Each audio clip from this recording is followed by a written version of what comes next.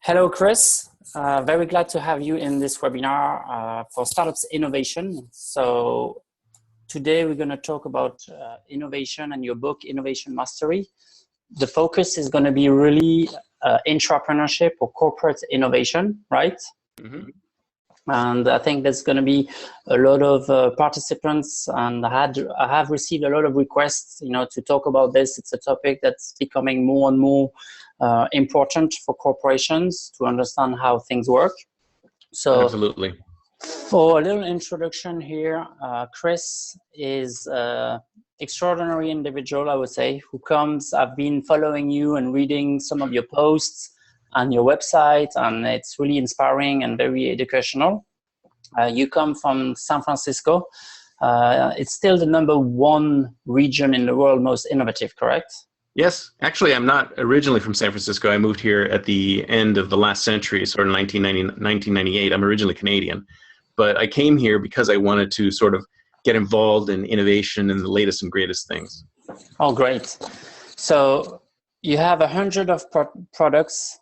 You have 60 plus patents and 117 pending.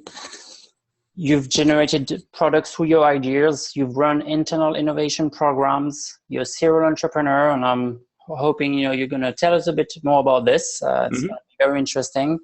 An executive, a practicing futurist. Would be interesting to know what this is exactly. A thought leadership and blogger. So you share your thoughts online and really cool posts. And you're also a Ruby and a C. What is it? C plus? C sharp. C sharp coder. Yeah. And so can you maybe give us a little, overview of some of the things you've done, and maybe explain a little bit, what is a practicing futurist? What is Ruby, C sharp? I'm not a developer here, so. Sure.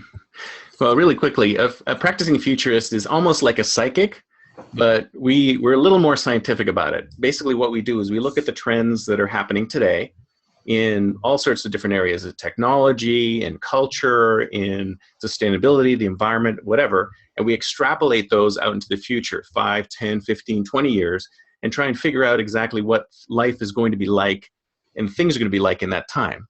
So say, for example, on a program that we would run for a corporation would be, we come in and say, do a crowdsourced program, which would ask your employees, what would you imagine 10 years out?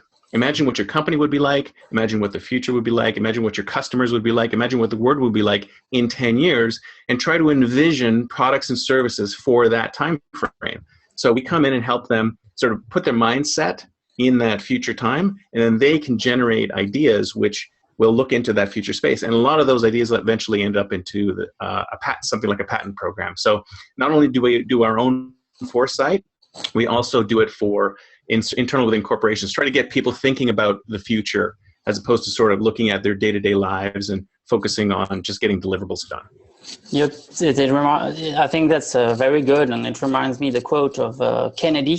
I think it goes something that those who look only in the past and present are sure to miss the future. So basically, you help them look into the future so that they can define products today that's going to fit them in the landscape tomorrow, sort of, right? And then on the Ruby stuff, Ruby on Rails is a relatively recent framework. It came out back in 2009. But basically what its innovation was a way for startups to very rapidly put websites up and web applications up. So it used to take $1 million in a year or 2 years to build a functional and interactive website. With Ruby on Rails, you can do it in days and sometimes even hours, depending on how simple you want this thing to be. So Ruby on Rails, I learned that during one of our startups when we did a pivot from doing a patenting thing to developing a sort of Facebook, Twitter harvesting tool. And then I learned that in about 6 weeks, and we launched the product in about 6 weeks. And then the C# coding is actually from some work I did with Apple, the Black Eyed Peas, doing a Unity game for them. So C# is the language that Unity uses, which is a 3D rendering engine that you can use for all sorts of things, gaming, virtual reality, etc. Excellent, excellent. And can you tell us a bit about your serial entrepreneur experience? Sure. Well, I've had a business sort of along with my full-time gig, as well as on the side, 3 or 4 different businesses. One of them was called Advice Trader. I ran between 2000 and 2005. It was a bit like Quora today, but it was a lot more interactive. So you could do questions and answers, you could do chat, and you could also do phone advice. We ran that for about 5 years. Unfortunately, we didn't get enough traction, so we had to shut it down. And if we'd have done it today, of course, we would be fine because of Quora. See, that's the other thing about being a futurist. The biggest problem with futurism is you're probably right in what you predict, but you get it at the wrong time. You're either too early or too late. Okay. And a couple of the other ones I did was Invention Arts. After I left Yahoo, we worked on a startup which was trying to focus on developing patent programs within organizations. And unfortunately, at the time, it was around 2008, patent companies were starting to reduce their patent spend. So we pivoted because Twitter and Facebook updates, public updates, were very hot. And what we wanted to do at the time was capture those, because a lot of people were saying, oh, Twitter is great, but what if I missed something, right? What if somebody tweeted something a while back and I wasn't on Twitter at the time and I missed it? So what it would do is it would harvest all this stuff off Twitter, and it would provide you with sort of a report saying, hey, this is the most important stuff on that topic. And that's the one that I learned Ruby on Rails with. I went from zero. I did coding a long time ago, and I learned Ruby on Rails in about 6 weeks, and we launched the product, and it was fairly successful, but unfortunately, again, we didn't get enough traction. And that's the problem with startups, right? I mean, 8 out of 10, 9 out of 10, they don't go anywhere, but the learnings and the education that you get out of them is phenomenal. Thanks, Chris. So let's move on to the next slide. So you're the CEO and founder of Hellofuture, is that correct? And can you tell us a little bit, how can you guys help entrepreneurs and corporations? Right. So Hellofuture was founded as a full stack innovation service. And I mean, what happened was we looked at companies that were attempting to innovate, attempting to create new products. And there was a lot of issues where they had gaps where they had issues with ideation, how to get their employees to think more innovatively, how to get their employees to think more futuristically, sort of move things out of sort of their current day-to-day things. And then once those ideas had been generated, what to do with them, right? Whether do you turn them into a patent, do you turn them into a product? And then if you don't have personnel internal within the organization, how do you move those into the prototype stage? So we focus on 3 main areas, which is the innovation and ideation, basically generating those ideas either with the company or on our own. The patent development piece, where we go in and help companies develop their patent program and expand on their patent portfolio. And then taking those ideas and actually doing something with them, prototyping them, creating software prototypes, and then maybe even getting to sort of productizable software out the door. And we also work with AR, VR, wearables, IoT. We just basically run the gamut. Excellent. And how many people are working for the company? Right now, there's 6 in the leadership team, and we have a number of contractors working for us as well.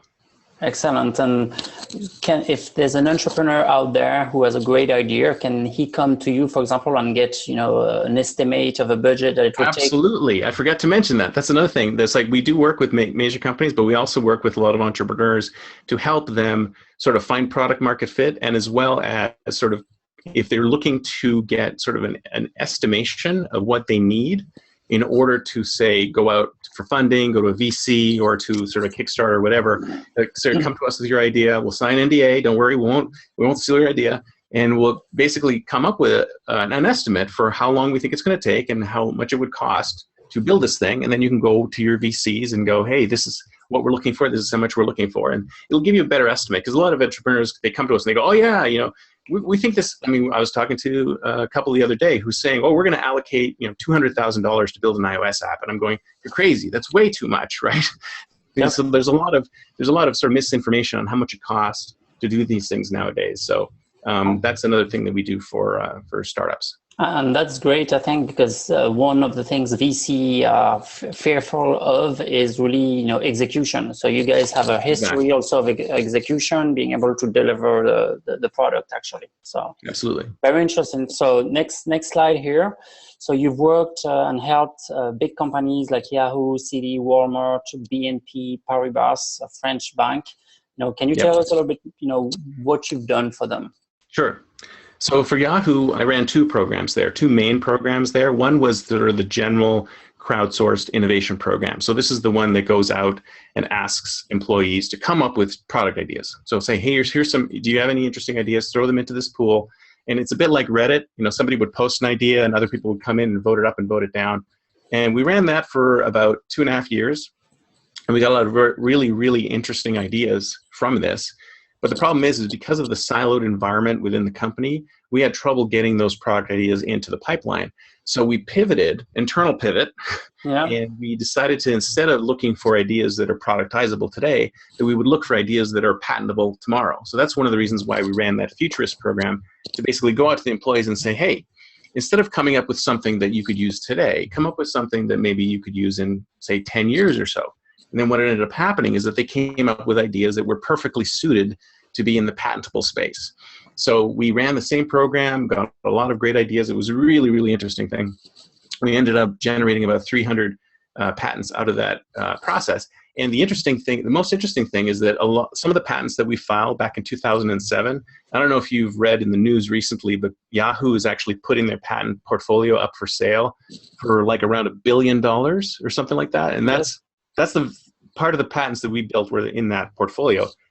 The one that was most interesting was one that basically duplicated the functionality of Google Glass. So back in 2007, we were patenting ideas that would basically, so you know how Google Glass sort of sits there and shows something in front of it? This was all-encompassing glasses, and it would cover the entire screen, but it was transparent, so it would place things in the field of vision. So if you were walking along and you see somebody, it would have their picture over their head or whatever. If you owed them money, it would say, hey, you owe this guy money or whatever.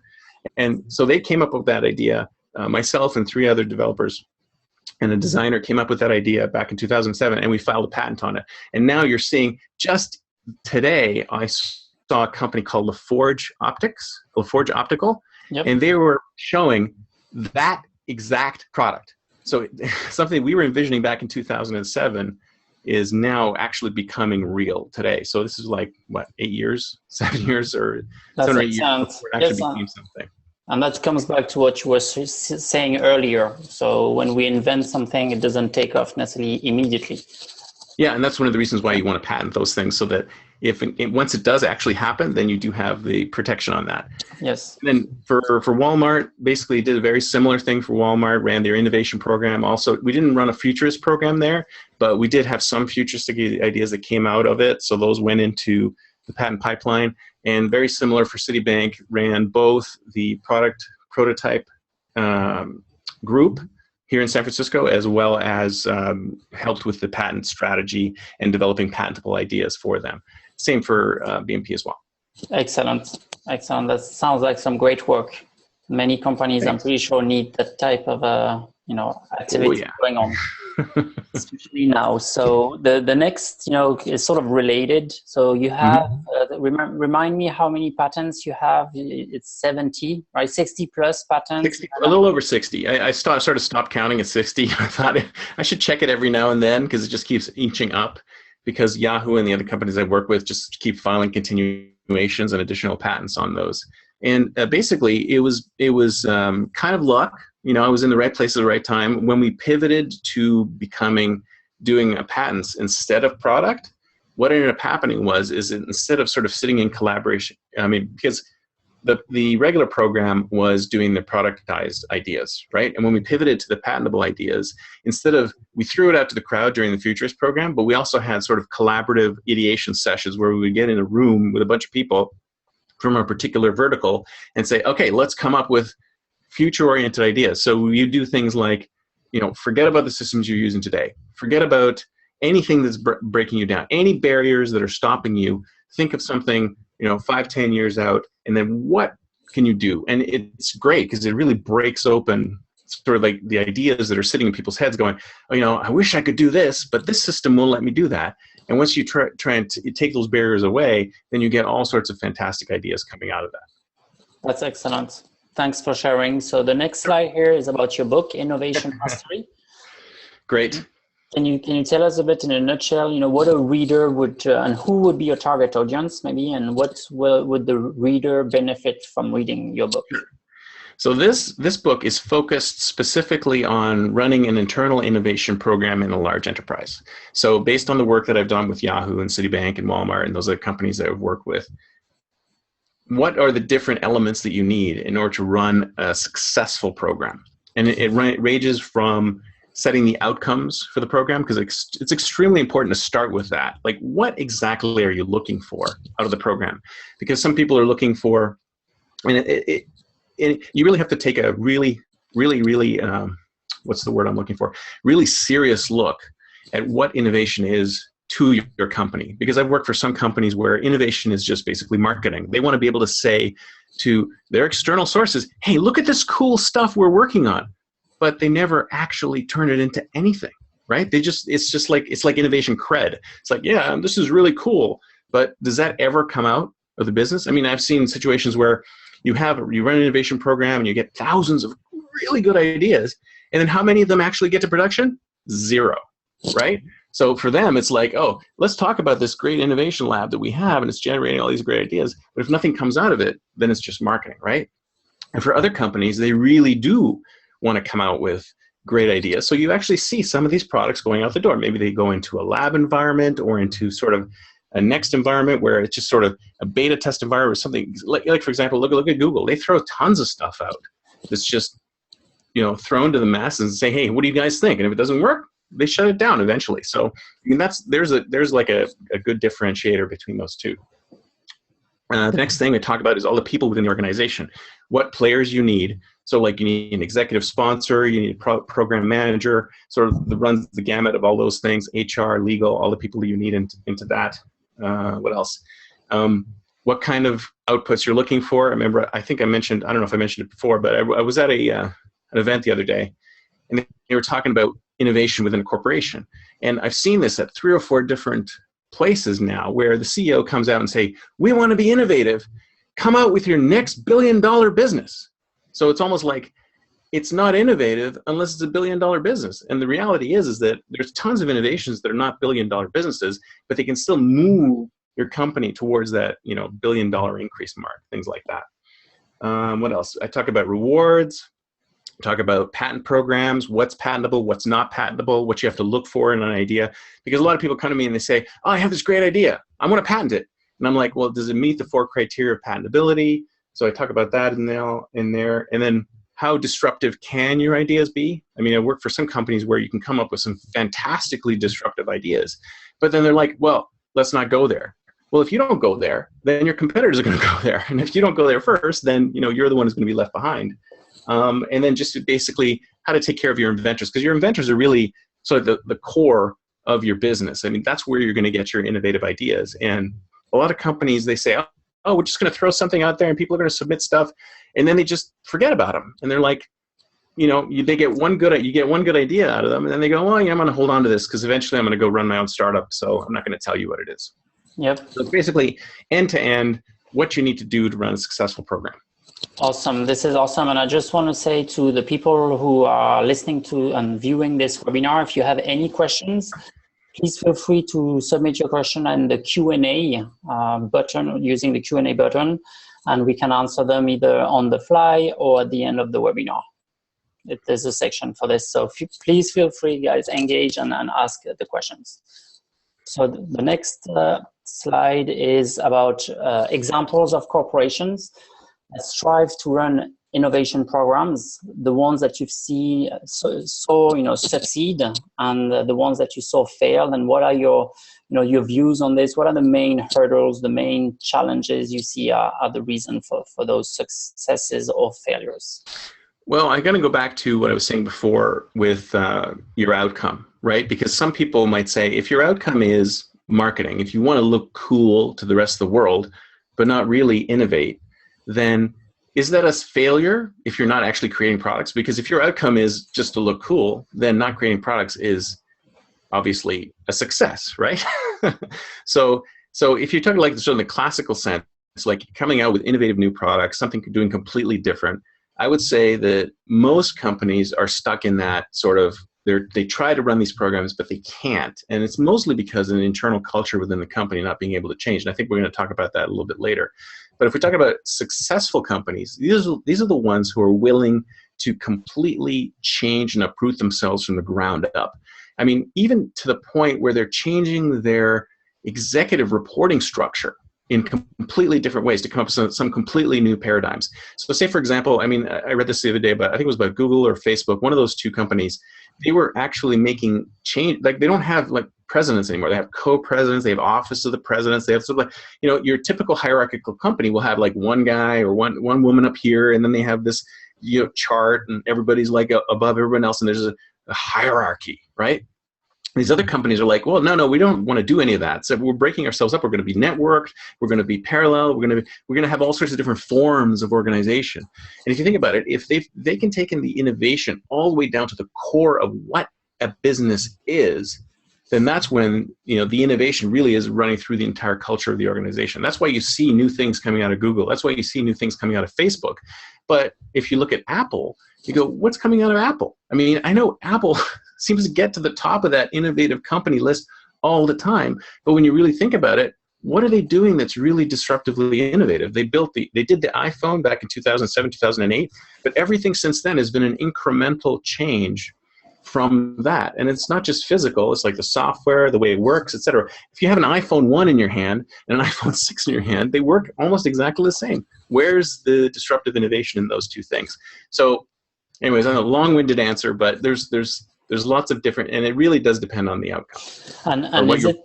And then maybe to supplement here and see what you think. So is it also about basically being market orientated and be able to really bring ideas from outside, but also be able to challenge ourselves and say, let's invent a product that's going to disrupt us completely? Yeah, absolutely. I mean, you have to try and disrupt yourself. That's the ultimate. I mean, that's Clayton Christensen's lesson day one, is that other companies are going to come along and disrupt you. That is a given. A lot of companies are like, they have blinders on. They think, oh, we're so strong in this space. We have so much market share. There is no way we're going to be able, we'll just keep doing what we're doing and we'll be fine. And there's lots of companies that do that. They will say, we're going to get rid of our innovation initiative and we're just going to keep on doing what we're doing because we're doing great. And then all of a sudden one day there'll be an earthquake because there'll be like a tipping point. Have you heard of Malcolm Gladwell? It's like there'll be so many startups doing something in your space. And then in this world, loyalty means nothing anymore to your customer. If they can switch from company A to company B in a second, and they will, because they get a better deal from these guys, then they will. So these companies, these venerable firms that have been around for hundreds of years, all of a sudden get the rug pulled out from under them. And it's because they never even saw it coming. They didn't see the disruption when it was coming. Because I've been in meetings where people say, oh, let's not go there. Well, if you don't go there, then someone else will go there and you'll lose your customer base. So they really need to think about that. And it can be a combination. It's usually a combination of internal innovation. So how do you get your internal innovators to bubble their ideas up to the surface and actually do something with them, along with keeping a close eye on the markets. Go out there and see what you can acquire. If there are other startups in their space that look interesting, see if you can acquire them, get their IP, bring them into the company, bring them into the fold. So it can be done, but it really requires a completely different mindset from what most of these companies have. Thank you, Chris. So the next one. So what would you advise to someone who enters a corporation or is an employee of a corporation? And it's, there's policies, it's big, it can be overwhelming to try to change the culture. So how do you go about unearthing innovation and innovators? How do you identify your innovators within the entity? And how do you basically enable them, empower them, and make them then start driving change, driving innovation? Well, I think this really stems from having a systematized innovation program. So you have to be able to systematize innovation in such a way that you make it safe for people to innovate. Give them space and time and a place where they can generate and do something with their innovative ideas. Because if you look at a typical corporation, you've got, I don't know, however many employees you have. All of those people have great ideas, all of them, but they haven't been given a place to put them, right? They're all sitting in people's heads. Some of the more entrepreneurial ones are thinking, oh, I have this great idea, but I'm not going to give it up because these guys don't treat me well, or I have this great idea, but I don't really want to implement it, or I told my manager didn't do anything with it, or whatever. So there's no safe place for these people to put their ideas. So first of all, you have to create a safe place to put those ideas. And secondly, once you've created that safe place to put those ideas, you have to create sort of a communication around those ideas so that other people can look at those ideas and say, oh, that's an interesting idea. Maybe I have an idea like that. Let me put that up there. Let me comment on that. So create sort of a community around these ideas and let them sort of percolate and bubble, etc. And then the other key thing is actually have something happen to those ideas. And when something happens to those ideas, sort of feed that back to both the inventor and the rest of the company. So if something is going to happen with this idea, we're going to build a prototype, we're going to patent it, whatever, send that communication back to the company. Basically make it okay for people to give up and share their ideas, comment ideas, create a community around ideas. I mean, one company I was working at, we actually made that part of your review. Like your HR review would be, you went to the ideation system, you went to the ideation program, and you submitted X number of ideas. Oh, you submitted 10 ideas? You commented on 100 ideas? You did this, you did this. So you engaged in the ideation program, and that's what brings it out. That's a very good idea, actually. Yeah, and to innovate is to sort of, how do you unearth the innovators? It's really easy, because if you give them that safe place to put their ideas, they'll do it. And then you'll see there's people who submit 2 ideas, there are people who submit 3 ideas, there's people who submit 40 ideas and 100 ideas, and you go, that guy, and those 100 ideas are like amazing. And you go, where was that guy? Yeah. I didn't even know. He was like in some remote office somewhere. I don't know where he was, but because we gave him that safe place to reveal his ideas. And if you think about it, I mean, we're going to talk about this later as well, but there's 2 different kinds of people. There's the entrepreneurial type and the 9-to-5 type, the salaryman, who I like to call him, the Japanese salaryman type.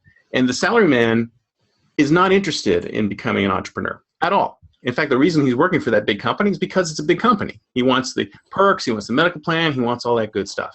But that doesn't mean he doesn't have ideas. If you're human, you have ideas.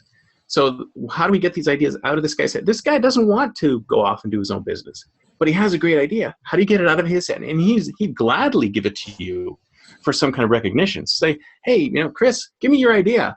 I'll put it up on a board, and we'll have like a quarterly, hey, these are the top innovators within the company, and he'll feel proud and he'll feel great. And other people will look at that and go, wow, Chris had an idea and he's up there. I'm going to put my idea up there too. Maybe I'll get up there too. See what I'm saying? So it basically, it changes the culture of the organization when you give people that safe place and then communicate it to everyone that, you know what, guess what? We've got the sign up. We're open for innovation. That's awesome. Thank you, Chris. Let's move to the next question. So that's a question I have. So I've visited different corporations, including, Google actually, and they are really known to have, skateboard ramps in the meeting rooms, climbing walls, which is pretty awesome, I must say. But is this really helping innovation or not? What's the myth? Should corporations start breaking down queues, put balloons and flags everywhere, or what's your thoughts there? Well, I think this, yes. First of all, yes, I agree with this. You do need to change your environment. In fact, there was in the study that I read about the other day is that they took 2 sets of college students and they gave them a problem. But before they let them try to solve the problem, they took one set and they had them walk straight up and down the room, back and forth, back and forth. And then the other set, they had them walk sort of randomly around the room, bumping into each other, blah, blah, blah. And then they had them work on the problem. And the ones who walked up and down came up with really boring solutions to the problem. And the ones who walked in all these different directions came up with really creative solutions to the problem. So actual, different kinds of movement, different kinds of environments, different kinds of sort of ways of even just physically moving will trigger different kinds of innovation. Because if you think about it, the mind and the body are really connected. And one of the things I like to talk about is, push yourself out. If you really want to innovate, push yourself out of a comfort zone, go do something else, travel, go to a different part of town that you've never been to before, because your brain will see things and it'll just make connections and juxtapositions and go, wow, I never thought of that before. And then snap, you come up with something new. So yeah, I mean, as part of an overall program, definitely do that. I think just putting that in isn't going to really make things more innovative. It's gonna kick off some innovation, but yeah, moving people around and having them do something different from what they normally do, that really does help. Good. So this comforts me in yes, the fact that at Google they have a jacuzzi as a meeting room, and that's then a good idea. Yep, definitely. Relaxation is good. Meditation is good. So then we talked a little bit about this, but what are your thoughts? Many talk about this era of endless innovation, disruption, digitalization, transformation of the world, new technologies, etc. So is it requiring to rethink HR, rethink who we hire, looking at skill sets? Do we really need to look at resumes like we used to do, or do we more look at ideas? Will we be hiring people because of their resume or because of their ideas? What are your thoughts? No, I agree with you completely. I mean, we do need the whole job market, recruiting, resume, talent management thing. That's all broken. It's all completely broken, because there's plenty of times when somebody looks good on paper and then you interview them, and then that doesn't work, or you get somebody on board and that doesn't work, and the recruiters a lot of times are disconnected from the actual role, so they don't really know what the customer is looking for, really know what the hiring manager is looking for. So that all definitely does need to be disruptive. I mean, I'm a big fan of do you remember the old apprenticeship things that people used to do? Like, you would have work for somebody for a little while, see how they do something, and just come in and be an intern, right? Be an intern, work with someone for a while, get to know the organization, learn from the organization. And then, in fact, you don't even need to really, you look a little bit at the resume, you look at LinkedIn, get a little bit of background, and you go ahead and start. Let's start. Start at half salary, start at partial salary, or start at no salary. See how you fit into the organization, and then move into that. But when it comes to new skill sets, absolutely, you need to do everything. It's not the same anymore where you could just be compartmentalized and say, "Oh, I'm a software developer, and all I ever do is software develop. I do Java, and that's it. Java, Java, Java." It's not like that anymore. Now you need to do everything. You need to be able to sell. You need to be able to market. You need to be able to speak to people. You need to have a full-on skill set. And that's what I think is talk about in some of the posts I've been doing about how sort of the world of work is changing to the point where, and I hate this word, solopreneur. Like, everybody's becoming a solopreneur. And even within companies, you need to become a solopreneur in order to sort of live your life. You cannot be that sort of cog in a machine anymore. And you can in some of the older companies. In some of the older companies that haven't figured it out yet, you can still be a cog in the machine. But then eventually they're going to get to the point where, wait a minute, you have to be more than a cog. And some people will enjoy doing more than a cog, and other people will you know what? I still want to be a cog. Let me go find another company where I can be a cog. Unfortunately, those companies are going to slowly disappear because everyone's going to need to do everything. And I agree with that. The skill sets for employees are changing incredibly. Even if you look at the job postings today, they're like, you look at a posting for a mean stack developer, and they have to do all these other things too. And I'm like, whoa, it's really an all-around set of skills that you need. And being an entrepreneur actually gives you those set of skills. And I've said this a couple of times now, is if you're a college grad, forget about going to work at a big company first. Start your own business or be an entrepreneur. Work at a startup for the first year or so, and you'll get a taste of everything. And I think you absolutely must have a taste of everything in order to understand how a business works, even if you start working at one of those cog in the machine type places. Yep, and that makes me think, schools like MIT, Harvard, and Stanford, and many other schools in the world, they now give the experiences to their students, not just, learn all this, but also create your startup. So it's part of the program to build their own startup. So those guys are going to come in the marketplace, as entrepreneur, they will want to change the game within the companies, and I think that's going to influence a lot. And I agree with you. And also on my process background, business process background, I can definitely relate to what you say, because one of the main challenge is systematically silos. Those silos are innovation killers, are the first problem that every companies I think have actually. So, and it's sort of linked to what you said, the work specialization, where people don't know to do everything. They don't understand the full value chain. So yeah, exactly right. And we can also talk, if you want to talk about education too, that's a huge thing that needs to be disrupted. And it's already starting to happen. I mean, I'll give you an example. My son, instead of going to college because he wanted to be a coder, instead of going to college for a coder, he went to a coding house boot camp, 12 weeks of school, intensive 9 a.m. to 1 a.m. training. And within a month of him getting out, he was able to get a role at a startup here in San Francisco. And he's doing great. And this is like 12 weeks of training, going from almost zero knowledge to being able to get a decent role at a startup. And it's kind of like, why do you need a 4-year degree anymore, right? So education is undergoing some amazing disruptions, and it's definitely that kind of like work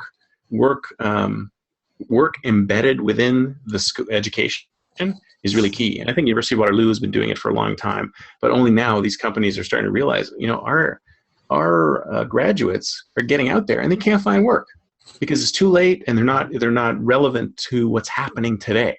So that has to happen there. The entrepreneurship has to be sort of embedded in the educational system, especially if you're looking at business degrees and things like that.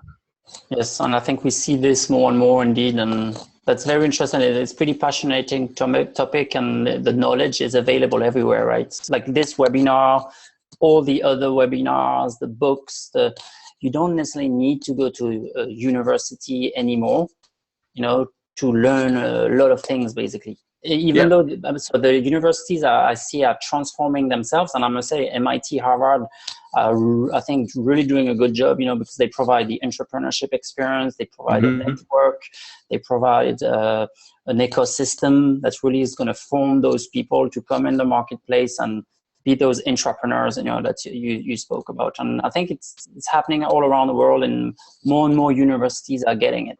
Oh, absolutely. And I think it was instructive that Google used to have, you needed to have a university education, you need to have a university degree. And then a number of years ago, they just quietly removed that requirement. They just said, all you need is that or relevant experience. So you could, go to a coding boot camp and then work for 3 or 4 years in some other companies, and boom, you've got a job at Google. They get it. They're ahead of it. Yep. So HR, bottom line, should be looking on the resumes also at those types of activities, the boot camps, the online trainings, and all this stuff, in addition to the regular university degrees. Yeah, absolutely. So let's move to the next one. So here I had a discussion the other day with an executive coach, and he was talking about a lot of the different advice for executives on how to be a leader, etc. But I was sort of wondering, as I was hearing him, what your thoughts would be on, has leadership changed? We used to look at certain leaders back then, and today, new leaders like Elon Musk and Mark Zuckerberg, and are they changing the game? Are they changing what a leader should be? And what does it mean for the CEO today? Should he be looking around him, and potentially, asking his leaders, to be change, or what are your thoughts there? What's the good management style to drive innovation today? Well, I think we've moved from sort of the top-down approach, where sort of the CEO is the boss, to almost the CEO is serving the employees. Sorry about that. Hit the mic.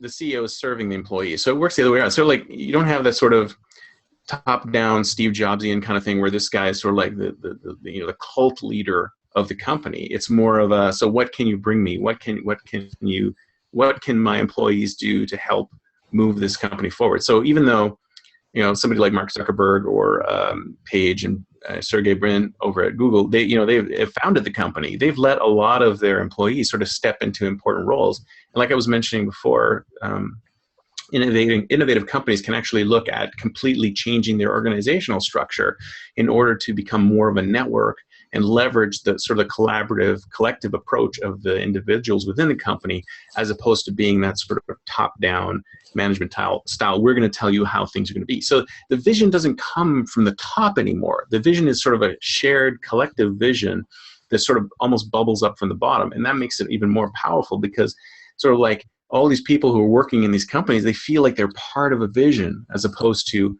like some guys telling me what to do.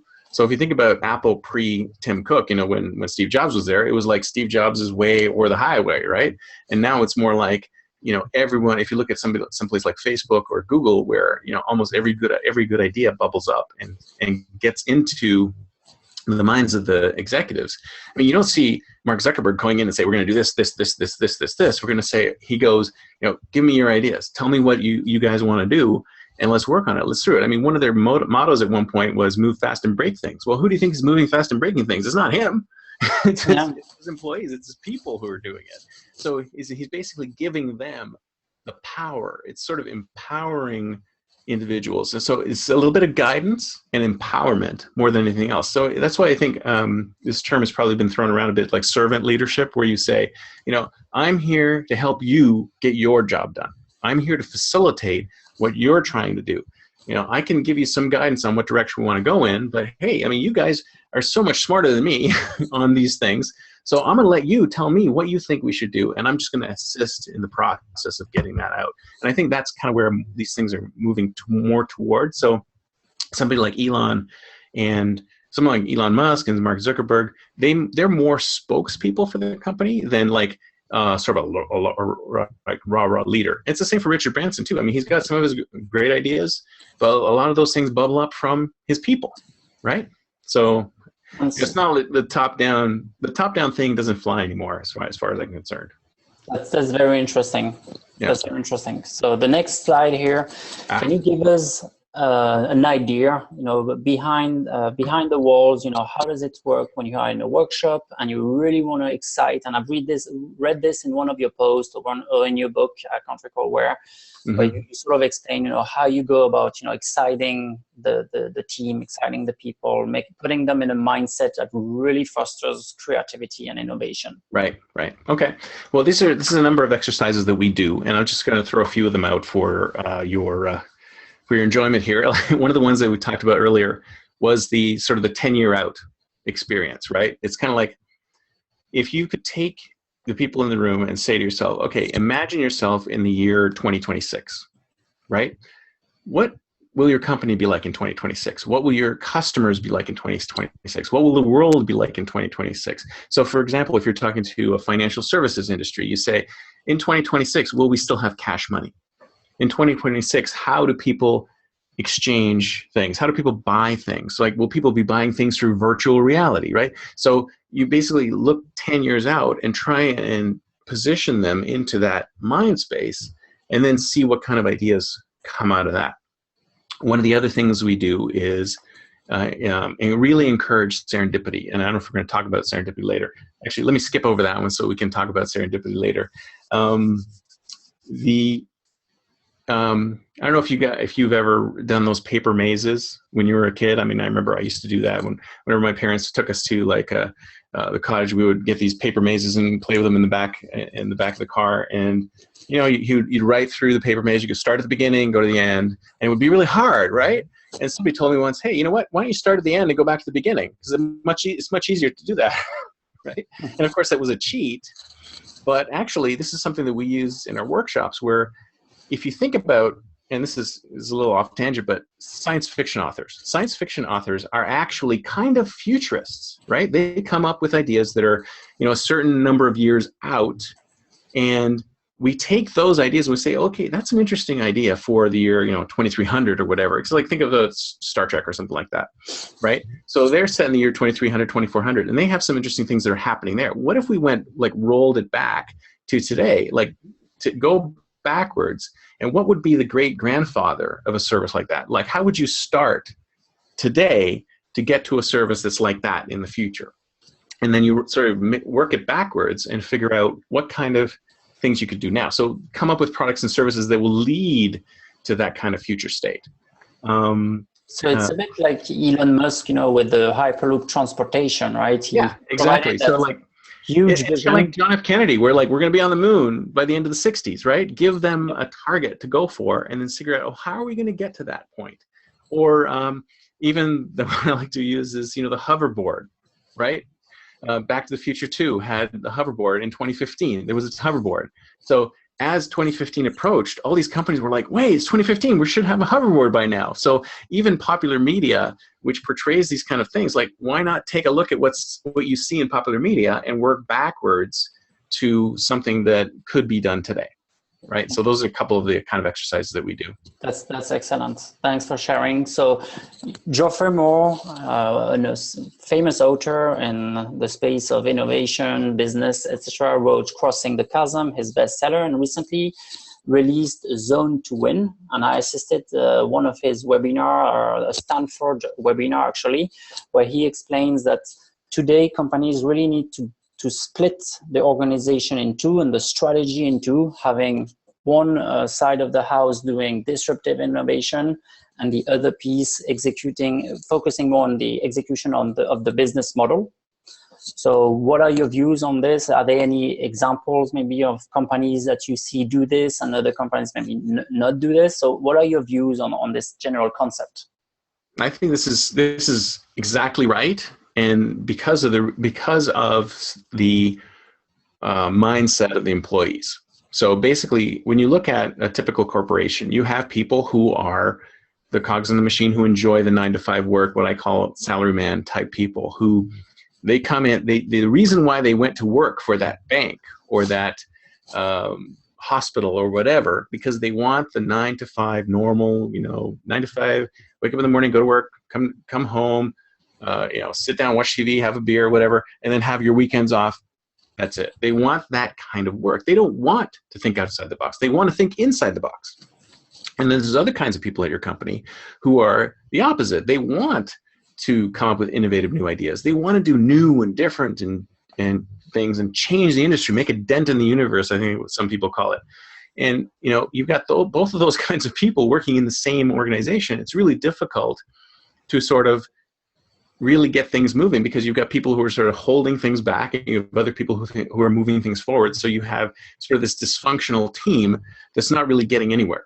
So I think one of the things Geoffrey Moore says in his book is basically split that up and say, have your disruptors over here and have your cogs over here, and then let them do their thing, right? And I mean, I agree with that model. I would say that a lot of companies have tried to do that, but usually what they typically do is they have sort of like their normal set of people, and then they create an innovation lab over here, right? And they go, oh, let me throw some people over here and hire some people out here, and we'll get this innovation lab do its thing. And the problem is that even that innovation lab is like a little satellite around this giant monster planet. And when this little tiny planet or tiny moon wants to put stuff back to the mothership, they go, oh, we do these things this way. We can't do things your way. So it eventually sort of goes, you know what, it will eventually absorb that back up again into the mothership, and then it's gone. So the innovation starts off, it looks great for a while, but then it goes away because there hasn't been that true commitment. I think one of the things he says in this book is, like, you split your company too. You have two equal weighted entities. So the disruption one has just as much power, and in some cases even more than this one, which is great. But I would almost argue that you need multiple zones. You need sort of like a super forward-thinking disruptive area here, which thinks about things that are like a 5-10 years out. Then you need, maybe it's a mid-range one to think about new products and services that are working here. And then you need that sort of core business piece. And it might even be 3 or 5 different variations depending on the individuals within your company. Now, ideally, you want that innovation spread throughout the whole company. But like I said before, it's very difficult to get people who have that salaryman mindset to want to do something different. I mean, you can educate them, you can train them, and some of these people actually are, they do have an innovative bent in them, and you have to let that out. It's kind of like I was saying before about, if you give people that innovation program and you let them express themselves and you let them get those ideas out there, then maybe they'll move more towards I want to be on the entrepreneurial side, I want to be on that disruptive side. So you can slowly edge people over there, but it's got to be their own decision. It's got to be their own. So internally, mentally, they have to say to themselves, you know what, I know that's a little more work, but it's cool. I don't want to do this anymore. I want to do that. And they move themselves to becoming more entrepreneurial. And so it's like being forced to becoming more entrepreneurial because, I've told you have to be more entrepreneurial, or, the company goes under and you have to go find your own business or get a job somewhere else. So yeah, I'm totally in line with that model. Thanks, and that's a very good book too. From the first one, and crossing the chasm is still extremely very relevant today, and Zone 2N is a very interesting concept indeed. It's in my late reading list. I haven't had a chance to look at it. Yep. So then startups, tool, and method. So my background is from the corporate world, and I have a foot in the corporate world and a foot in the startup world. And I'm really seeing, different tools that are being used. So Lean Six Sigma, project management tools, traditional project management tool, all this stuff on one side.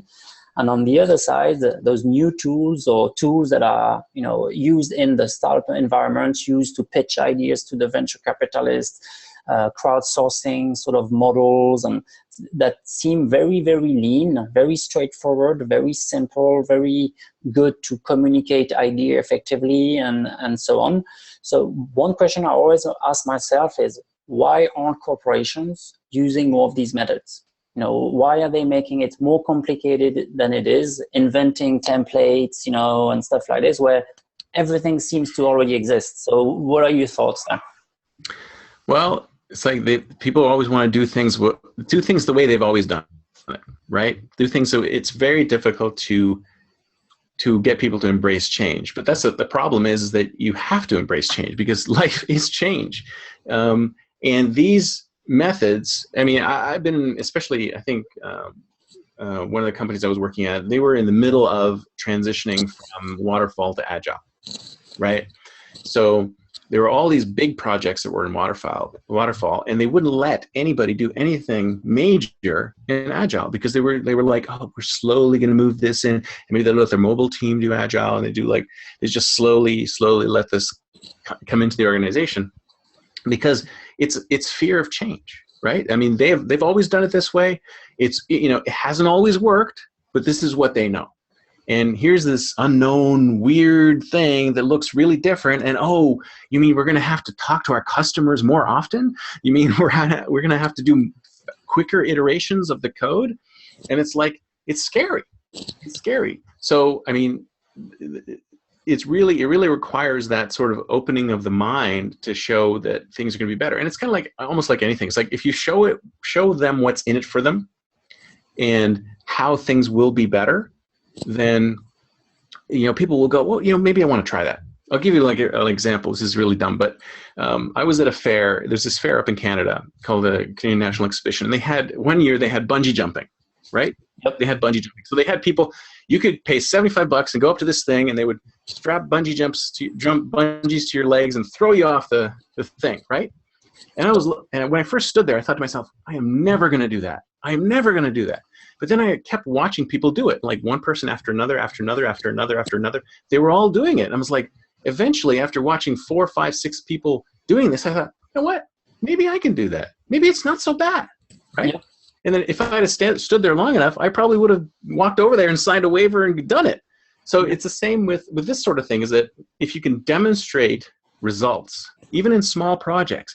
So you have to take these little agile projects, you have to take these little lean projects and have them done within the organization. And then tell everyone, say, hey, this is what we did. We were able to get this done in half the time, at half the cost, because we did it agile. And let everybody know, right? And then, and then you think it's all communication of the better methods. When people convince themselves that's going to be better than this, or maybe let's try that for a little project. So they try it and they go, whoa, this worked really well. Let's try it for something bigger. Let's try it for something bigger. So it's almost like give them a taste, communicate to them, show them the results. And if they see the results, then, maybe they'll do it themselves. But they have to convince themselves. There's like the command and control, like we were saying before about leadership styles. You can go in there and say, you're going to use Agile, but then it's going to be so much resistance that it's not funny. But if you sort of say, hey, you know what, here's something new to try. It's been proven here and there. Here's how it worked within our organizations and some other projects. Then you'll start seeing that people have to convince themselves instead of you trying to convince them. Great, thanks. So let's move to the next slide here. So corporation and startups. So it's sort of the same topic where some corporation now are asking, they're seeing the problem. They're seeing, we need to become innovative. We need to transform our 9-to-5 employees, into sort of more entrepreneurs. And so in one way they basically ask the employees to start mingling with the startup world. Mm-hmm. So this is a good development, advice or action that they do. But then they face a problem, and I've heard this from a friend of mine who explicitly asked me that question. How do we go about finding all those hot techs? We are asked to find hot techs. Where do we find them? How to evaluate what's real versus what's maybe less real, and then how do we go about the culture shock? The big corporations have a lot of policies, a lot of procedures, and they meet with teams that are from a different world. So how can this work? Can it work? Even what are your views? And even maybe I would add to that question, how do you see the future on this? Do you see between how corporation and startup are going to interact? Okay, this is an interesting question. So corporate employees mingling with startups, it gets to be a double-edged sword, right? I mean, it's kind of like we were saying before, where you have your salarymen who are like, this is the way it is going to be, and then they could mingle with startups and go, oh, thank God I don't do that, right? Because they're working on the weekends, they're doing all this extra work, they're like, they've got no personal life, whatever, and so it could backfire and go, well, I don't want to be like that. Right, and they could look at it and say, "Well, this is not what I want to do," and I don't, and maybe even more sort of pull things back into, "Oh, I'm so happy I have a corporate job and I'm a cog in a machine. That's the way it's going to be." So it could actually backfire, but for others, it'll be like, "Oh yeah, this is cool. This is interesting. I like to work in that space." This happens here a lot in this area. There's a lot of external companies who come in here. And they do a little bit they tour Facebook's campus, they tour Google's campus, they tour the Tesla factory, and then they go back to their companies and they go, wow, there was so much cool stuff there. Let's integrate it over here. And they're all like, what? What are you talking about? I don't know what you're talking about. And it's just they get a little taste of it, and then they bring it back, and then it all falls on deaf ears. So unless the company is really open and willing to make some kind of changes internally, or even do that kind of splitting that Geoffrey Moore was talking about in his book, is like have a part of the organization that does that disruptive piece, and then you don't even need to come out here. I mean, everything that we do out here is pretty much out there on the internet, right? You can see it. You don't really need to come here and visit Facebook's campus to see the kind of things that they're doing here, because it's all out there. And that's one of the things that's great about Silicon Valley and a lot of the tech world is that everything's open, right? You don't need to come here to experience what it's like to be in Silicon Valley. You can experience Silicon Valley just by watching the show Silicon Valley. It's actually really realistic. So the thing is that and to find the new technologies, it's basically stay close to the media, stay close to sort of influencers within the industry, and all that stuff will pop up, because if the hot technology is all out there and it's all looking to be known, and if you connect with the influencers who can really push things out, I mean, there's plenty of people out there who are putting stuff out there all the time. So there's tons of media on what's new and interesting, and how to evaluate it. Basically, just sort of sit down and talk to them. A lot of these startups would love to be contacted by some major corporation and say, hey, hey, we want to hear more about what you're doing. And in some cases, they don't even want you to sign a NDA. They'll sit down with you and they'll tell you everything that they're doing. So it's just to contact them, and they'd love to hear from you. I mean, a lot of startups, they would love to sense that they're actually being heard, and they're making a difference, and they can see that. Yes, and then it represents also a huge opportunity for startups, right? Because they can license their products, they can, use the distribution channels of the corporation. Yeah. So there's huge opportunities there too. Yeah, or they could be acquired. For example, I was talking to a guy who got acquired. There was a small company called Rezio, which it doesn't sound very exciting, but it's like mortgage processing. And they got acquired by Realtor.com or Move.com. I forget what they're called.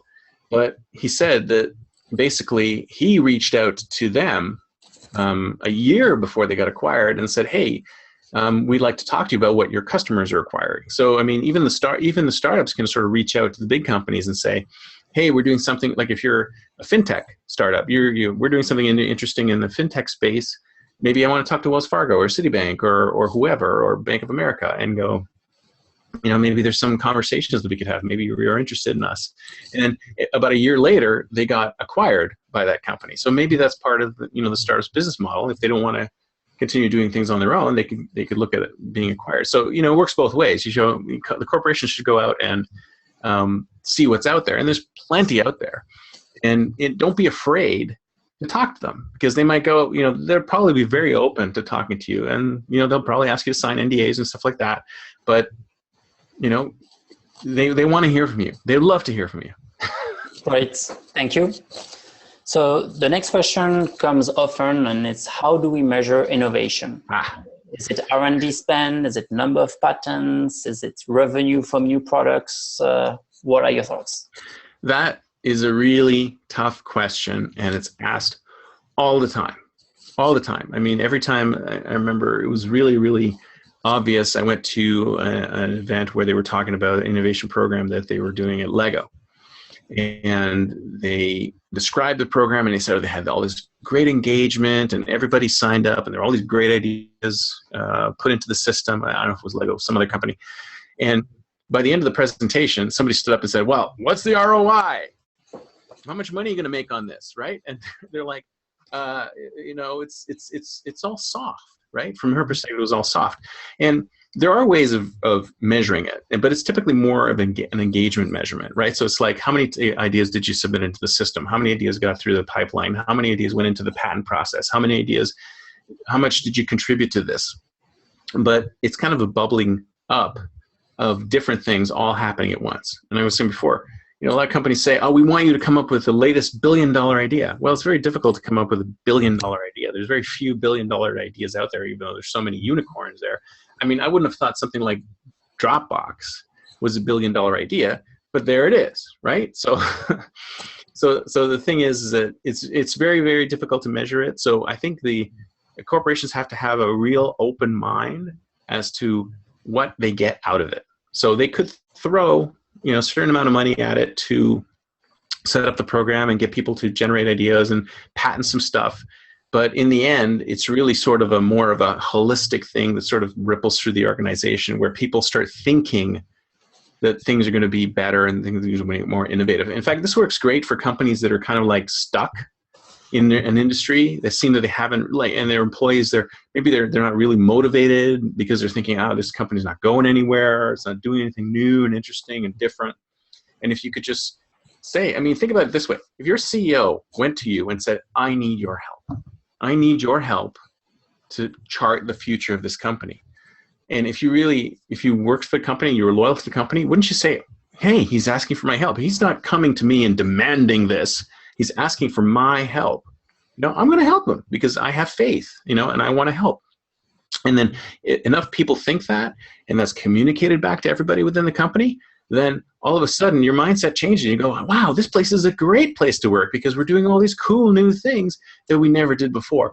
So it could even change the whole sense of what the company's all about. And then who knows, maybe it'll increase your stock price too, because it'll, you know, word will get out that you're working on these cool new projects and you're different from before. And it's like, you know, company 2.0, you're taking a completely different tack. You're doing something different and interesting and neat. Look at IBM, for example. I mean, that's a great example of a company that went from, you know, doing hardware and then completely changing to a consulting company. And now they're doing like another completely different thing. They're pivoting, like they're an old line firm, but they've pivoted enough to be cool again, right? So, I mean, there's a great example of you know, they then particularly, and they do measure innovation by patents as well. I mean, they've got a huge patent portfolio, but I'm sure that they measure innovation in all sorts of different ways within the company as well. So I think it's more of a soft thing. So you can't really ask for too many hard numbers, but it eventually will happen in sort of like just the mood of the company will change completely. Great, thank you. So the next slide here. So I've been following you on your blog, as I mentioned, and you talk often about serendipity. So can you explain us, you know, how powerful is this? Sure. What it is? Yeah. Well, I mean, everyone knows about Newton's apple, right? Fell on his head, and and the story of the popsicle, right? So the popsicle was invented because there was a gentleman, I forget what he was, around the turn of the last century. He left a glass outside with a stick in it, with some water or some soda in it, right? And the next morning it was really cold, and he came out, and the stuff had frozen and it stuck to the stick, and he pulled it out, and there was like a stick with, it was like a stir stick, and it had the ice, you know, the ice on it. And so, well, this is pretty good. And then a few years later, he patented the concept of a popsicle. So like a serendipity, he just sort of left it out there. It just happened, and boom, you know, this is what he invented. So it's the same with a lot of innovation. A lot of innovation comes from just sort of this happy accident that just occurs when two things just sort of slam together. And so the thing is, how do you engineer that, right? How do you get people to put themselves in situations where things could just occur like that, right? And you don't do that by sort of coming into your office, sitting down at your desk, sitting in front of your computer for the entire day, and then getting up, getting in your car, driving home, and sitting in front of your TV all night, right? I mean, you don't get that by doing the exact same thing day after day after day after day. So you have to encourage your employees to do something different all the time. So instead of saying, oh, you got to come in 9 to 5 every day, you say, well, come in the days you want to come in and stay home the days you want to stay home. And then tell people, don't work from home, work from a coffee shop, or work from here, or go to a park and work, or whatever. Give them wireless internet access so they can work from anywhere, sit on a carnival ride or whatever. It's like, get to place yourself physically in different locations where different things can happen to you and you can have different experiences. And when all these different experiences sort of come together, they'll trigger other things in your mind. Because every time you're reading, seeing something new and different, physically moving, there's different neurons triggering in your head. And it's making these connections between two different things. I was in a meeting the other day where somebody sort of took I found a whiteboard marker, right? And those whiteboard markers, I don't have my whiteboard here. Whiteboard markers are, there's ones that are just like regular ones, and there's ones that have a scent, right? Yep. So the scent, he actually said, oh, I don't have the scented ones today. And that triggered a whole set of new innovations or inventions out of that session. So somebody said scented markers, and the whole concept of scented markers turned into a whole set of patentable ideas. Yep. And it was like, because the guy happened to say scented markers, or say the guy just happened to have scented markers in the meeting, that created a whole new set of things. So it's like, and you have to have at the same time, your mind has to be open to those sorts of things, right? Yep. Because a lot of times you're just thinking, oh, scented markers, yeah, whatever, no big deal. But then you think, okay, how is this new input? How can I take this new input that just came in and throw it against the wall and blend it with other things and see if something new can come out of it? Yep. And that happens. So getting yourself in new situations, getting yourself putting yourself in situations where new things can happen. That's why, I'm a big fan of sort of meeting new people and talking to new people and just reaching out to people and just making those connections. And those things will start happening. It's very cool when those things happen. Yep, and coming back to a prior question where corporations are asking employees to mingle, so that's really good because it creates that serendipity, right? Yep. I also highly believe in this. And when you were talking, I was thinking of Steve Jobs, who talks about connecting the dots and not being afraid to, doing different things. And even if people are not sure what it's going to lead to, right? Have faith that it's going to lead into something. And I do believe in this, also like you, meeting new people, going to conferences, going maybe to a meetup that you would have never had the idea to go, maybe for a topic that you don't even like. Even if it has nothing to do with anything, right? I mean, the other day I went to a meetup for Canadians, ex-Canadian meetup, right? Yeah. And no technologists there, no futurists there, no innovators there, but we had some really great conversations and we talked about all sorts of interesting things, which triggered some more new ideas and new innovations when I got back here. So it's kind of like, you have to be open-minded to everything that's happening, and you have to continually sort of throw new stimuli. So there's two things. There's throwing the new stimuli at yourself in order to trigger new connections and juxtapositions, and also sort of spending the time to just think. So like that's what I love about Zen Buddhism. It's like meditate. So like just think, clear your mind. And once you start clearing your mind of things, then other things will start popping in there and make connections for you. So there's the overload yourself with stimuli, get the stimuli going, and then you have time to sort of sit back and think and just sort of let things bubble up from inside your head. And California is the perfect place for that, right? Let me get my yoga mat right now. Yeah. So you talked in one of your ebook on Amazon about the Homo superior. So what's your view, what's your vision for this? Okay, so... I kind of like it. It's pretty cool. Well, it's funny, I don't have my phone with me, which is crazy. And a friend of mine will really love it because he's really a fan of Iron Man. So, oh, yeah. Well, when I was a kid, actually, I'm still a big fan of comic books, right? And when I was a kid, I was a huge fan of the X-Men. So, the X-Men are the mutants, which, they're kids. And then when they go through puberty, when they become teenagers, they get their powers, right? And the guy who runs that thing, his name's Professor X, and there's an X-Men movie just out right now, and he calls it, or they call it in the comic books, Homo superior, which is sort of better than human, right? So these are people who are better than human or moved on from being human. And the fact of the matter is, we're kind of already there because we've sort of evolved ourselves, we've augmented ourselves with our phones. I can't believe I don't have my smartphone with me, but we all have our smartphones with us all the time, every day, 7/24, right? Mm-hmm. And if you looked at the studies, I think they said that people check their phones like more than 100 times a day. More than 100 times a day. Oh, wow. And it's not just looking at emails that have come in, it's checking on facts, right? If I need to know something, I would go, hey, how old is Hulk Hogan? I have no idea. Let's ask Google, whatever. So basically our phone has become our backup brain, right? Yeah. So we are no longer just humans. We are Homo superior because we're connected to a huge database of knowledge at any moment in time. We can just ask it and it'll give us more or less the right answer. So they'll say, how old was Muhammad Ali when he died? Or, boom, there's the answer. I didn't know that, and now I know it. And the interesting thing about that is that I don't need to keep those things in my head anymore. My backup brain can hold all of this information that I would normally have had to hold before, or it was in notepads and hard to find, or in libraries where it's hard to read or find the right book, etc. Now, all of this information is at my fingertips. So I'm not myself anymore. I'm this giant internet-connected brain. So I'm better than a regular human being.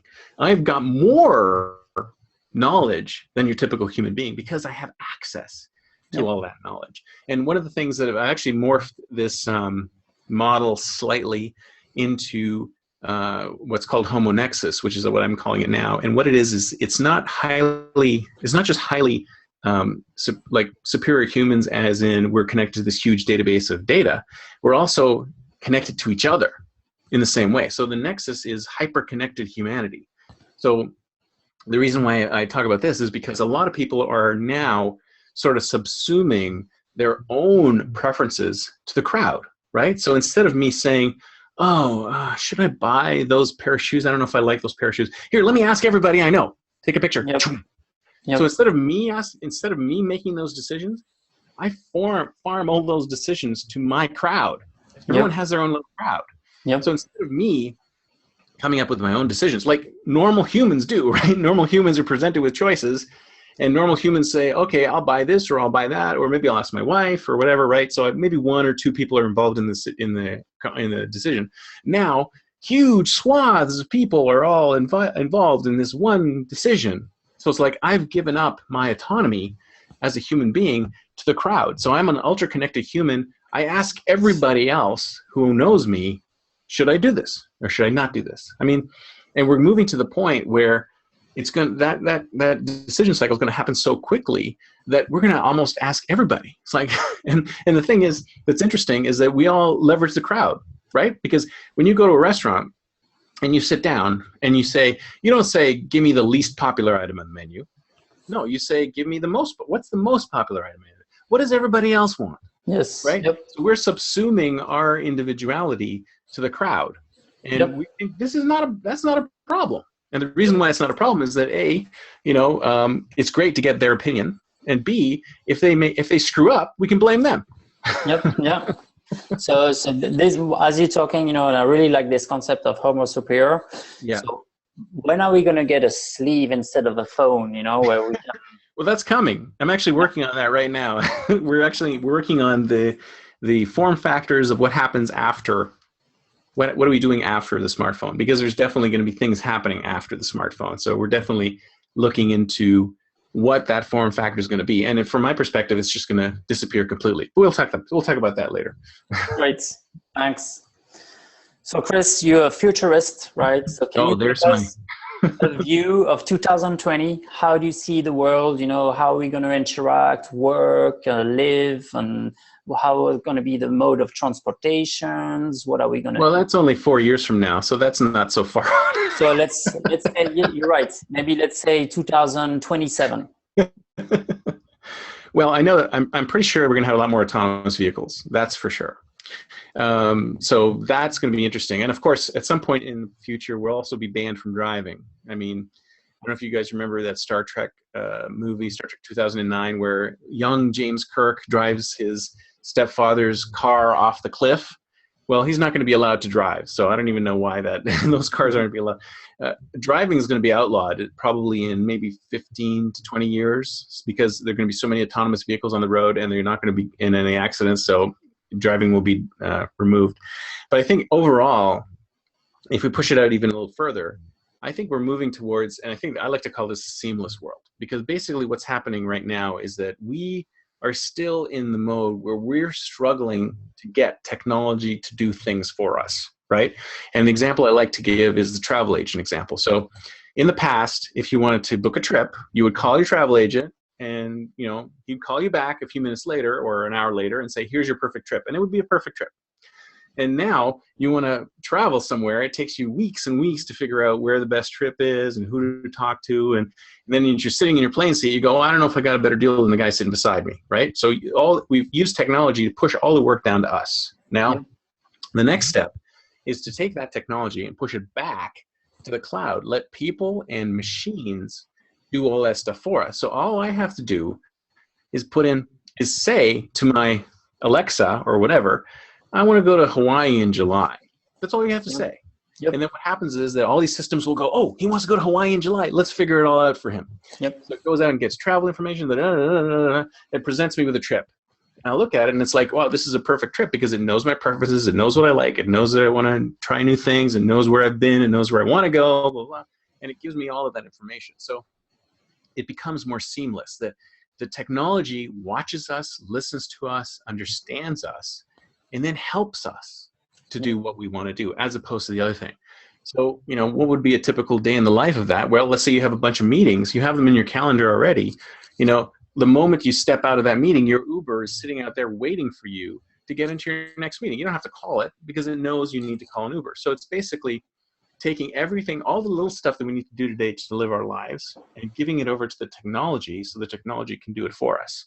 And I think that's when you'll see the real progress in tech, and tech will actually slowly disappear from our lives. You won't have a smartphone anymore. You won't have a device anymore. You'll have maybe integrated into your glasses or something like that. So the technology itself will disappear. So the laptops and the iPads and the smartphones and all that stuff is going to go away. And it's just going to become sort of like little tiny augmentations to what we already have. So you might have, if you've ever seen the movie Her, right? I mean, the movie Her had all this stuff in a earphone. They were all using earphones, and little tiny smartphones, which just showed a display in order to get things done. And I think that we're probably going to move to that sort of thing. I remember I was talking about taking things backwards. Like you look at science fiction, you go, oh, I think that's where they look forward into the future. And I'm seeing that we're going to be going to that kind of future as well. So that's where I see things going. That's pretty amazing and an awesome view of the future. And what is the time frame? Since the slide here is saying you're just 4 years from now, but what would be the time range for this, you would say? Well, I think we're probably autonomous vehicles are coming on very quickly. So maybe in 5-10 years we'll see more autonomous vehicles. For some of the other stuff, it'll take a little bit longer because we still haven't figured out the sort of machine models to get this thing done right. I mean, some of the things will happen faster than others. Like, for example, that travel thing I was suggesting to you, that's probably going to happen relatively quickly because we already have these Amazon Echoes in people's homes, right? And they're capturing all this data. And they're capturing how to interact with it, and it's continuously getting better and better. I think an IBM had an example of a machine that was learning some kind of surgery. And I think they said that, originally it learned the surgery in 6 weeks, and now they can make it learn the surgery in 6 hours. So things are getting faster and more exponential. So that's why, I like to say predicting the future is like being a weatherman, right? You're typically right, but at the wrong time. So I can say that, in 5 years, we're going to have autonomous vehicles, but it might be 10. I can say in 2 years, we're going to have travel agents that book our flights for us, but it might be 1 year, right? So any of those things, it's a sliding scale as to when it's going to happen. So, but all those things are going to happen. The only question is when. And it's like William Gibson said, the future is already here. It's just not evenly distributed. So it's kind of like that. It's like, it's not, things are not going to be evenly distributed, but we're going to get to a point one day where, we'll turn around and we'll realize that, we're not doing all these little things that we had to before, and they're just happening for us.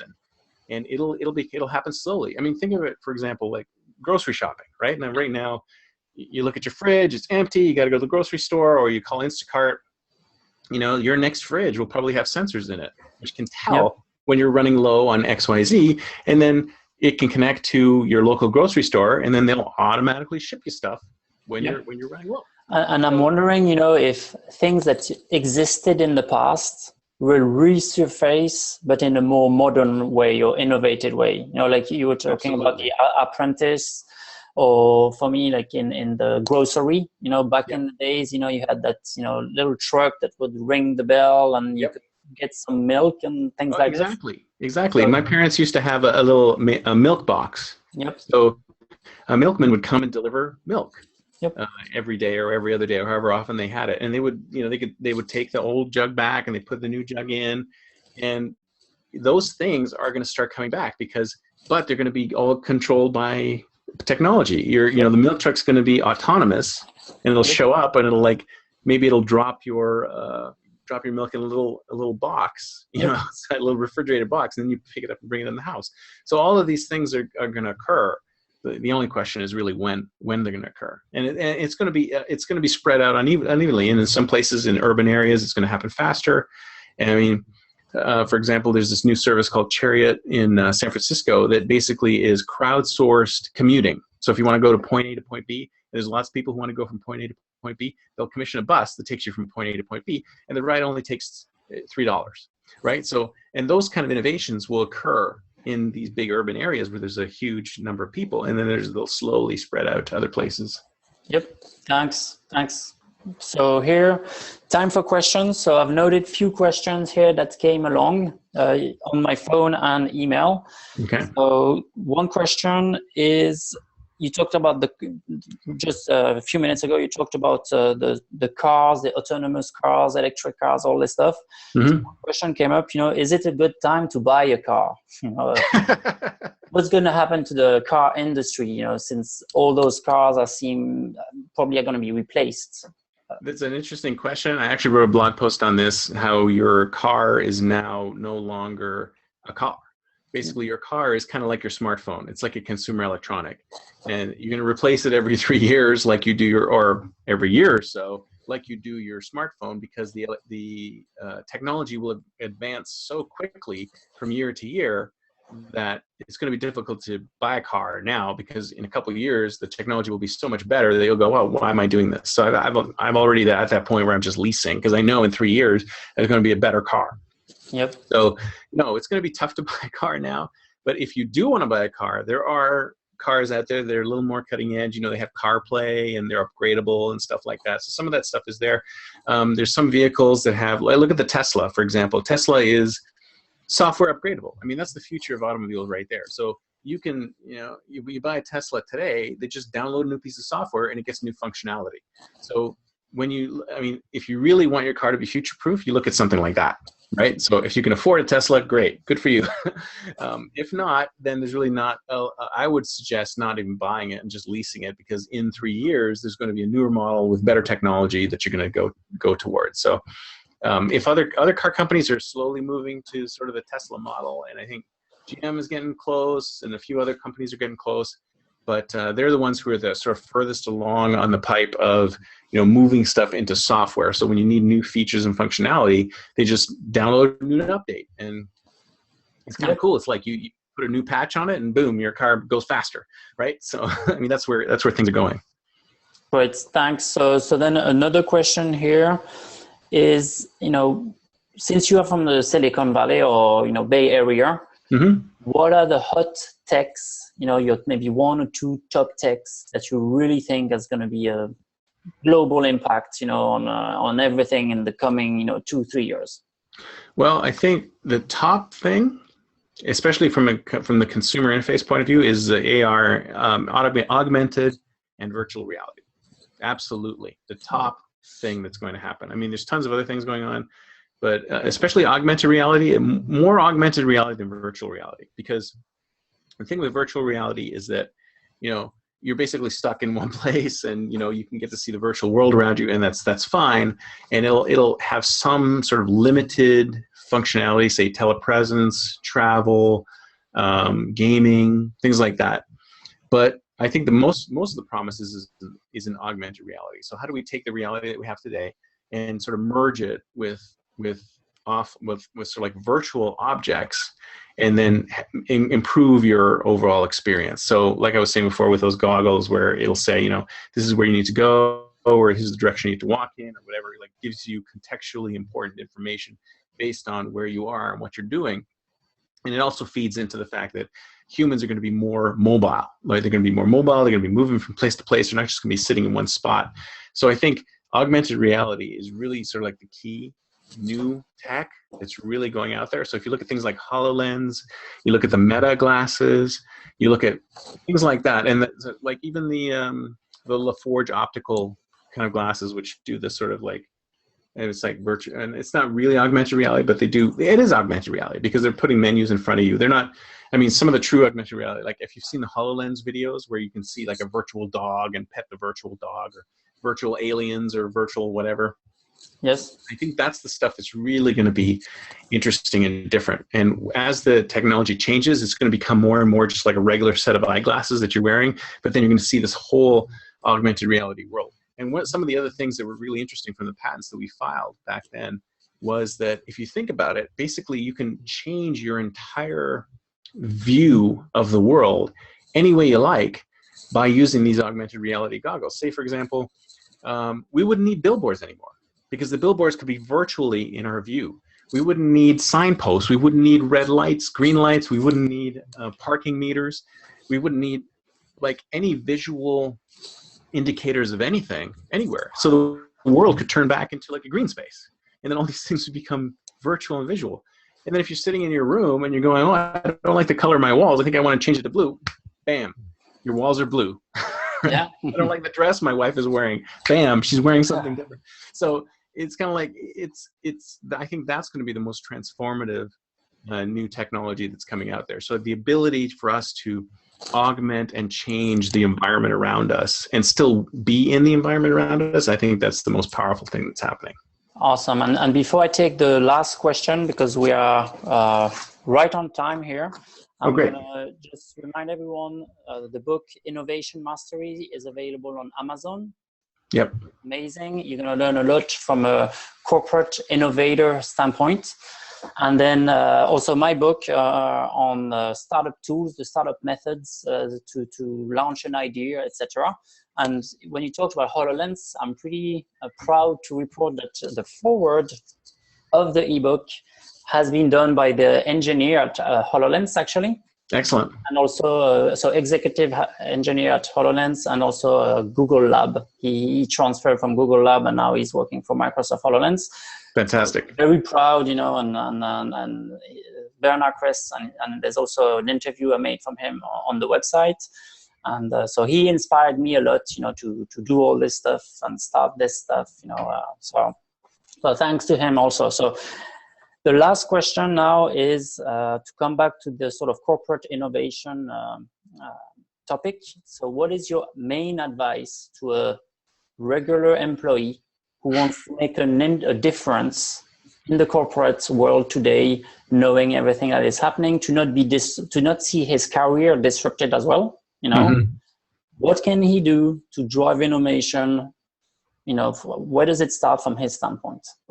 Well, I think the most important person within a company to spearhead an innovation program is to find an executive sponsor who can help push that forward.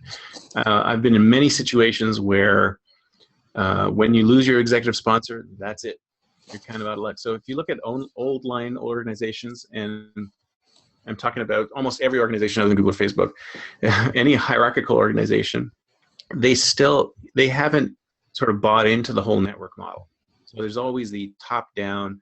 You need somebody up here to champion what you're doing, so that everybody up here, so that it basically lets people down here do that job. So I would say that depending on where the person is within the organization, try to find someone within the senior executive who they can communicate with and build that sort of concept of starting an innovation program internally. So if you have a chief innovation officer, that would be the great place to start. If you even, it doesn't really matter who it is, CIO, CTO, typically it starts from the technical side, because a lot of people think an innovation program is simply just sort of a technology play. So the CTO or CIO within the company might be the first ones to talk to about something like that. But that would be my thing. The other piece is go look at marketing. Marketing actually is interested in coming up with new products and services. So someone in that office may also be interested in doing that as well. So I would say if you could identify an executive sponsor, and that would really go a long way to help sort of kick off the program. And this is, again, in the organizations that look at things more hierarchical, because these people who are not in the C-suite, they're not in part of the executive leadership, they are all itching to innovate. They want to give up their ideas. They want to be heard, but there's just no place for them to do it. And unless you get that executive sponsor to spearhead a program, and it doesn't have to be very expensive. It could be very light, simple thing that's communicated to all levels of the organization. Very simple. And then once that's done, then that will unleash like a torrent of ideas. I remember when we first launched this one at Yahoo, we got like 3,000 ideas in the first month because it was bottled up. These people, they were bottling them up because they had no place to go with them. And then once you give them a place to go with them, then everything sort of floods from there, and you're able to maintain that communication. So that would be my advice: is if you could find an executive sponsor, start there.